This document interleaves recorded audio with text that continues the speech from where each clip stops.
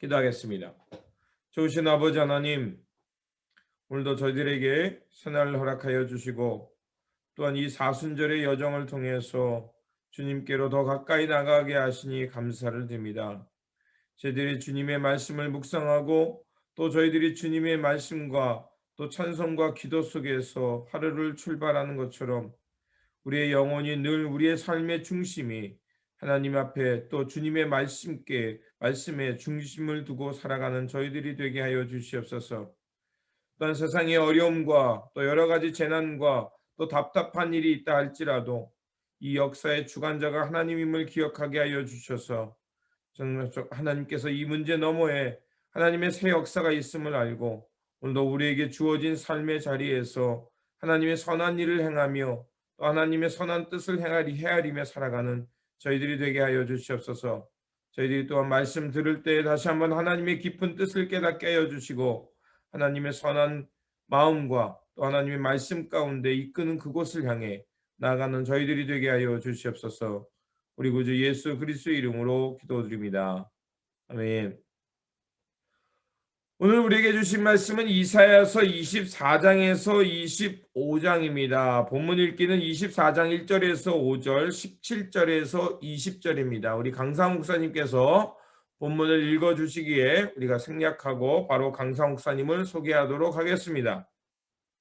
오늘 우리에게 말씀을 전해주실 목사님은 로체스터 제일교회를 섬기고 계시는 이진국 목사님이십니다. 목사님께서 말씀 증거해 주실 때 많은 은혜가 있기를 바랍니다.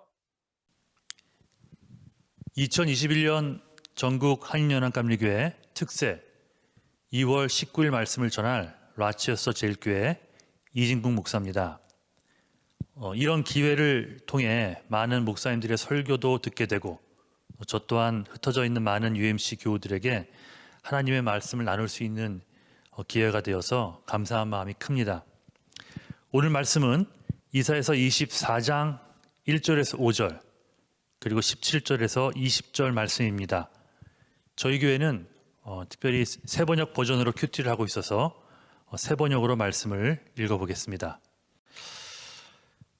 주께서 땅을 텅 비게 하시며 황폐하게 하시며 땅의 표면을 뒤엎으시며 그 주민을 흩으실 것이니 이 일이 백성과 제사장에게 똑같이 미칠 것이며 종과 그 주인에게 하녀와 그 안주인에게 사는 자와 파는 자에게 빌려주는 자와 빌리는 자에게 이자를 받는 자와 이자를 내는 자에게 똑같이 미칠 것이다.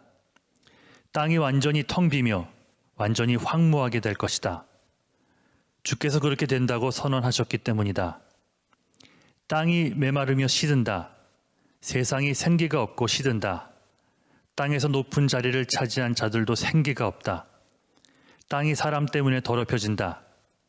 사람이 율법을 어기고 법령을 거슬러서 영원한 언약을 깨트렸기 때문이다. 17절 땅에 사는 사람들아, 무서운 일과 함정과 올가미가 너를 기다리고 있다. 무서운 소리를 피하여 달아나는 사람은 함정에 빠지고 함정 속에서 기어나온 사람은 올가미에 걸릴 것이다. 하늘의 홍수 문들이 열리고 땅의 기초가 흔들린다. 땅덩이가 여지없이 부스러지며 땅이 아주 갈라지고 땅이 몹시 흔들린다. 땅이 술 취한 자처럼 몹시 비틀거린다. 폭풍 속에 오두막처럼 흔들린다. 세상은 자기가 지은 죄의 무게에 짓눌릴 것이니 쓰러져서 다시는 일어나지 못할 것이다. 자, 지난 13장에서 23장까지 여러분 다 읽으셨겠지만 열방의 심판에 대해 살펴보았습니다. 수많은 나라들이 나오죠. 바벨론, 블레셋, 모압, 시리아, 에티오피아, 이집트, 에돔, 아라비아, 그리고 예루살렘에 대한 심판까지 다뤘습니다. 여기에서의 관심의 대상은 열방이었어요. 그리고 각 나라를 향해 심판의 메시지를 전하고 있었습니다. 그리고 이제 오늘부터 시작하는 24장에서부터 27장에서는 열방에 대한 하나님의 승리, 주님의 승리를 선포하는 본문으로 이 본문들은 이사야의 묵시록이라고도 불려지는 그런 본문들입니다. 자, 13장에서 23장에서는 열방이 먼저 관심의 대상이 되었지만 24장에서 27장에서의 관심의 대상은 하나님이십니다. 주권자. 이사야 선지자는 역사의 무대에서 주권적인 행위자로서의 주권자로서의 하나님을 강조하고 있습니다. 이스라엘의 소망도 전적으로 하나님께 있고 열방의 주인도 하나님이심을 강조하고 있는 부분이에요. 이런 맥락에서 24장부터 27장까지를 묵상하면 좋을 것 같습니다. 먼저 오늘 읽은 1절에서 5절은 전 세계적인 멸망의 모습을 그립니다. 1장에 심판의 대상을 땅이라고 표현하고 있어요. 그 후에도 계속 땅을 언급하고 있는데 이는 특정 나라만을 뜻하는 것이 아니라 이 세상 모든 나라를 언급하고 있는 것입니다. 그 말은 오늘의 본문이 각 시대를 살아가는 모든 이들, 즉 오늘을 살아가는 우리에게도 고스란히 적용되는 본문임을 나타내 주고 있는 것입니다. 즉 심판의 대상이 이스라엘뿐만이 아니라 죄악으로 물든 온 세상 나라들이라는 말이에요. 재앙이 임할 것인데 이는 모든 부류의 사람들에게 똑같이 임할 것이라는 말씀을 하고 있습니다. 다시 한번 읽어보겠습니다. 이사야 24장 2절. 이 일이 백성과 제사장에게 똑같이 미칠 것이며 종과 그 주인에게, 하녀와 그 안주인에게, 이자를 받는 자와 이자를 내는 자에게 똑같이 미칠 것이다. 세상의 그 죄악이 온 세상 구석구석 모든 사람들에게 뻗쳐 있음을 얘기하는 거예요. 또 3절, 땅이 완전히 텅 비며 완전히 황무하게 될 것이다. 4절, 땅이 메마르며 시든다. 세상이 생기가 없고 시든다. 땅에서 높은 자리를 차지한 자들도 생기가 없다. 이 생기는 생명, 또 기쁨, 즐거움과 연결시켜서 생각하면 좋을 것 같습니다. 자, 가지지 못한 자들은 말할 것도 없거니와 세상적으로 뭔가를 누리고 있는 듯한 자들에게도 이 생기라는 것이, 이 기쁨, 즐거움이라는 것이 없어질 것이라는 말씀을 하십니다.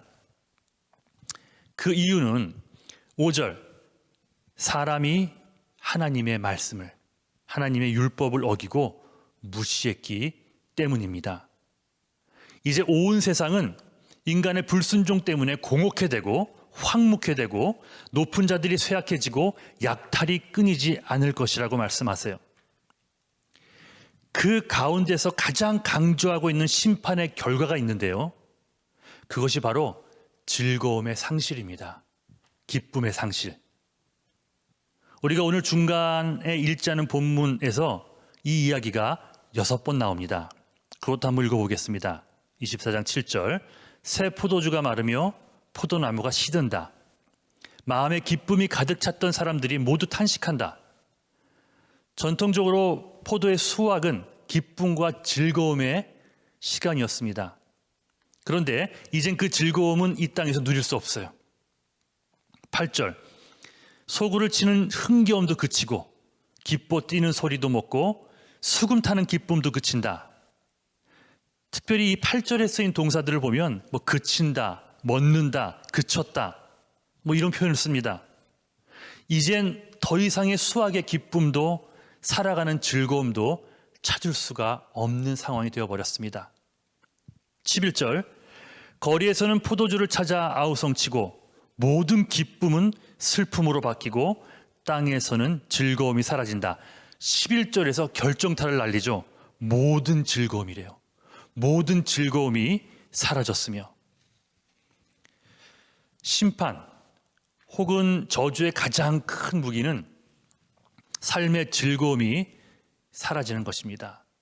사람이 살아갈 수 있는 이유는 소망 혹은 삶의 목적이 있기 때문입니다. 그래서 이 세상 모든 사람들은 예수를 믿든 안 믿든 그 목적을 붙잡고 있기에 오늘을 살아갈 수 있는 거예요. 그 목적을 이룸의 기쁨이라는 것이 주어지기 때문입니다.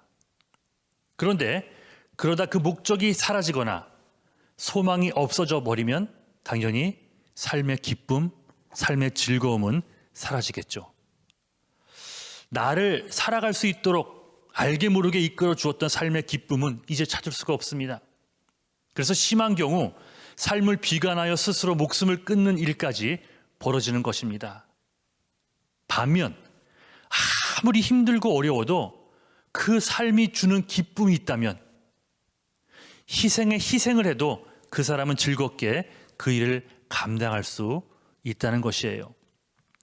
즉 사람에게 소망이나 삶의 목적이 있음이 중요한 이유는 그것이 삶의 기쁨을, 그것이 삶의 즐거움을 주기 때문입니다. 그 소망을 바라보기에 오늘이 행복합니다. 즐겁습니다. 그 목적을 이루어 나가는 오늘이 내게 기쁨을 주기 때문에 그렇다는 거예요. 그런데 지금 이 땅의 모든 즐거움이 사라졌다고 하십니다. 죄로 인해 받는 심판. 그 심판이 주는 가장 가혹한 결과는 바로 즐거움의 소멸이에요. 죄를 왜 짓지 말아야 하느냐고 물을 수 있을 겁니다. 왜 말씀에 순종하고 살아가야만 하는지 이렇게 물어볼 사람도 있을지 모르겠습니다. 그러니까 내가 희생을 하면 저 사람만 좋은 거 아닌가? 라는 그런 생각도 들 거예요. 물론 말씀에 순종해야 하는 이유는 그것이 그저 하나님의 말씀이기 때문이라는 이유도 맞습니다. 하지만 오늘 본문을 통해 답을 찾자면 순종의 삶이 이 세상이 줄 수도 빼앗을 수도 없는 이 지구한 기쁨을 바로 나에게 주기 때문입니다. 이 삶의 즐거움이 사라진다면 목회 못합니다. 아니, 목회 안 합니다. 주님이 주시는 기쁨이 없다면 크리스천으로서 살아가지 못합니다. 아니, 기독교인으로 살아갈 필요가 없는 거예요. 이 세상은 짝퉁 즐거움을 우리에게 들이밉니다. 여러 가지 매체를 통해서. 한순간 있다가 사라질 즐거움들이죠. 그것은 성경에서 말하는 조이라기보다는 순간만 보장하는 어떤 플레저이라고 말하는 것이 옳을 것 같습니다.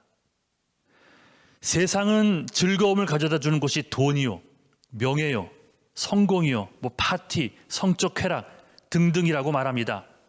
그래서 그런 것들을 수단과 방법을 가리지 않고 쟁취하라고 부추깁니다.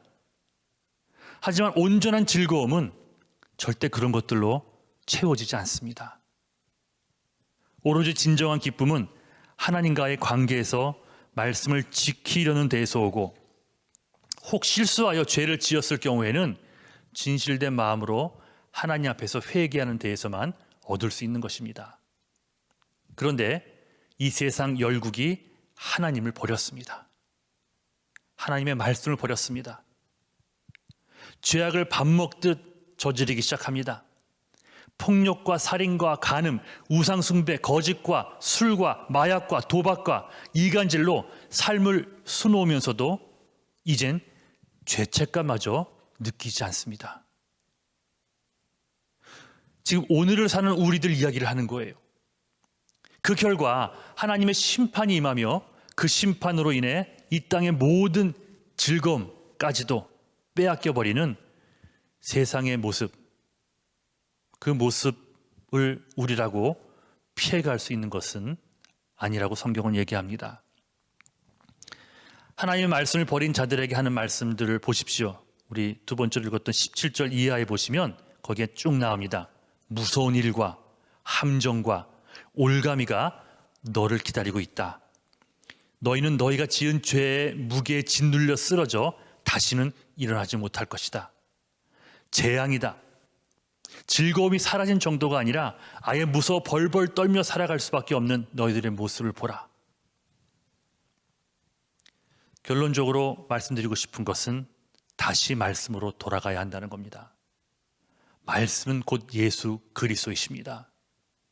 그래서 말씀에 순종하는 것은 예수님에게 순종하는 것이고, 말씀을 따르는 것이 곧 예수를 따르는 것이고, 말씀을 사랑하고 사모하는 것이 바로 예수를 사랑하는 자의 모습입니다. 그 말씀이 그 예수 그리스도께서 주시는 최고의 복, 삶의 기쁨, 삶의 즐거움을 회복하시기를 주님의 이름으로 간절히 축원합니다. 영원히 사라지지 않는 기쁨을 함께 누리길 원합니다. 이 세상 그 무엇과도 바꿀 수 없는 즐거움을 이제 함께 소유하길 원합니다. 하나님의 말씀을 목숨보다 더 사랑하며 사는 삶을 회복해야만 합니다.